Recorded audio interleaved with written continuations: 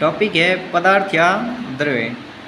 पदार्थ है, ब्रह्मांड में क्या है, पदार्थ है और क्या है, ऊर्जा है। अब पदार्थ या द्रव्य किसे कहते हैं? ऐसी वस्तु जिसका कोई द्रव्यमान होता है तथा जो स्थान घेरती हो, द्रव्य कहलाती है। विशेषता है, इसका कोई द्रव्यमान होता है, इसका आयतन होता है, इसका घनत्व होता है।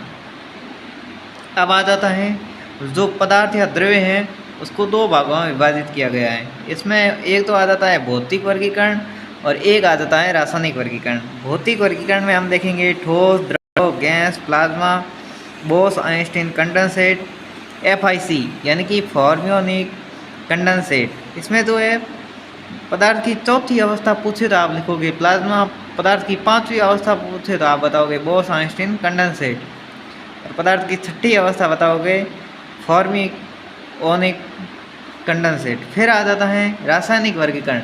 इसमें जो पदार्थ है उसको दो भागों में बांटा गया है, एक होता है शुद्ध पदार्थ, एक होता है अशुद्ध। शुद्ध में आ जाते हैं तत्व तथा यौगिक, ये होते हैं शुद्ध। अशुद्ध में आ जाते हैं मिश्रण, जैसे कि आप कोई भी ले लो, चाय और चीनी को मिला दिया, चीनी और नमक को मिला दिया, ये हो जाएंगे अशुद्ध पदार्थ। फिर आ जाता है ठोस। ऐसे पदार्थ जिनका आकार व आयतन निश्चित होता है ठोस कहलाता है। इनकी संपीड्यता नगण्य होती है, घनत्व उच्च होता है, अंतराणिक बल प्रबल होता है, यानी कि इनके बीच के जो अणु होंगे, पदार्थ होंगे, वो कणों से मिलकर के बने होते हैं। जो इनके एक अणु और दूसरे अणु के बीच में जो आकर्षण बल होगा वो बहुत ही अधिक होगा। आकार व आयतन निश्चित होता है। ठोस दो प्रकार के होते हैं, एक होता है क्रिस्टलीय ठोस और एक होते हैं अक्रिस्टलीय ठोस। अब पहले हम पढ़ेंगे क्रिस्टलीय ठोस।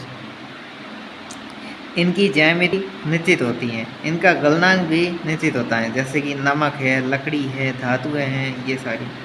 फिर आ जाता है अक्रिस्टलीय ठोस। इनकी ज्यामिति अनिश्चित होती है, कांच है, रबड़ है, प्लास्टिक है। फिर आ जाता है कांच के अक्रिस्टलीय ठोस होने के कारण ही पुराने भवनों की कांच की खिड़कियों की निचली सतह अपेक्षाकृत मोटी हो जाती है और कांच को अति शीतित द्रव भी कहा जाता है, क्योंकि ये धीरे धीरे गति करता है। फिर आ जाता है द्रव।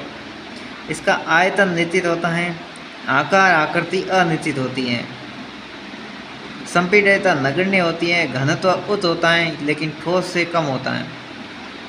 फिर आ जाता है तरल। ऐसे पदार्थ जिनमें बहने का गुण पाया जाता है तरल कहलाते हैं। द्रव एवं गैस को सामूहिक रूप से तरल कहते हैं।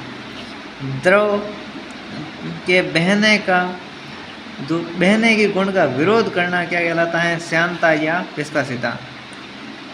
अधिक श्यानता होने पर द्रव के बहने की गति कम होती है। अब एक प्रश्न दे रखा है, निम्न में से श्यानता का सही क्रम है, यानी कि सबसे ज़्यादा श्यानता किसकी होगी? शहद की होगी, उसके बाद में तेल, उसके बाद में जल। तो ये राइट आंसर हो जाएगा सी। फिर आ जाता है गैस। आकार व आयतन दोनों ही अनिश्चित होते हैं, इसका घनत्व कम होता है, इसकी संपीड्यता अधिक होती है और गैसों की विसरण दर अधिक होती है। विसरण दर क्या होता है?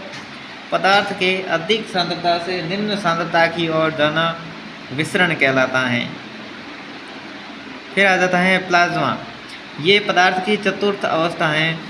प्लाज्मा पदार्थ की आयनिक स्टेज होती है, यानी कि अवस्था होती है।